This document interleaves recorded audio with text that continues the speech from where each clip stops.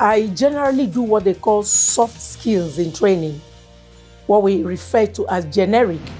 Anybody, irrespective of industry, can attend the kind of trainings I do. But that does not mean I don't take jobs in other areas.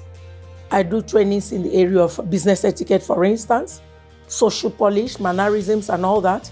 Communication skills. I train on leadership. I train on goal setting, team building. The whole gamut of general skills. There are quite a lot.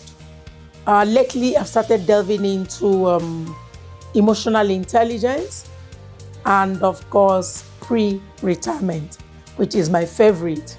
Because once I entered pre-retirement class, the first thing I announce to them is that I'm in retirement, and let's take it from there.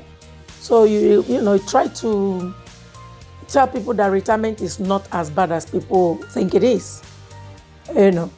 So it also depends on what you did when you were working. If during your working days you did not make good use of the information you got, then retirement becomes stressful. It becomes something to be scared about. But if you learned a business, a trade, a technique, that can help you to survive, at least in the active retirement days. So for me, I don't see training as a job. I see it as fun. Whenever I'm in the classroom, I have fun and impart knowledge, and everybody is happy. We also do indoor games. Also, tell stories, digress, whatever it takes to keep the audience happy and bubbling. When you talk about business etiquette, for instance, the world is now a global village. You see a lot of professionals, don't even know how to dress well, because etiquette starts with appearances. So you tell people the appropriate way to dress. When I was in the bank, I recall a situation where somebody came for an interview wearing yellow suit. We did not even interview the guy. So if he knew better, he would at least have been given a chance to be interviewed. Yellow is not a corporate color, both for men and for women. So people are told the appropriate colors to wear. People are told how to behave. People are told how to comport themselves generally.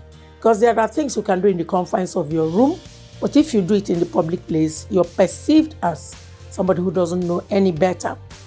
And once people meet you, it doesn't take 1 minute for them to assess you. And that assessment starts from their impression of you, looking at what you are, what you're wearing, how you speak, how you comport yourself, how you're seated, even your grammar. They all give you away as being, informed or otherwise. So that is like an aspect of what I train people on. And then in the area of pre-retirement, the part I enjoy most is when I talk to them about retirement realities. A situation where a lot of things will no longer be there. 90% of those relationships that define you, you lose them in retirement.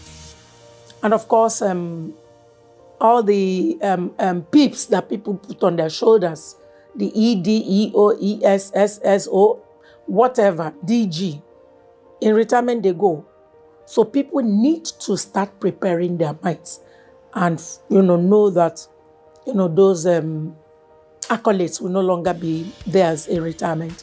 The structure, the fact that, weekends you go and prepare, go to barber, go and do your hair, clean your suit, go to the dry cleaners. Those things all are no longer required in retirement, but there are still ways to work around them. So you also find out that you need company in retirement, because one of the things that kill retirees is when they're lonely, they go into depression. In fact, my own mother now is in dependent retirement. She's almost 90. And in the past, maybe 6 months or more, we hold a Zoom meeting with her every Sunday. That's just to keep her going. My lawyer, who is a son, also told me about his father, who's resident in the East, that they bring somebody to do his nails. The gentleman comes on a Monday and does just one toenail, goes home the next day, comes for the next, just to make sure that somebody is around him. So people need to build lasting relationships that will support them in retirement. And of course, spousal support as well. So these are things we really have to enlighten them on so that they don't die. Because one of the agencies I did a training in last year, pre-retirement, they told me a director retired, and within 4 months, the guy died. So, I mean, a lot could have been done to keep him alive. Because if you don't know, you also will not know how to execute.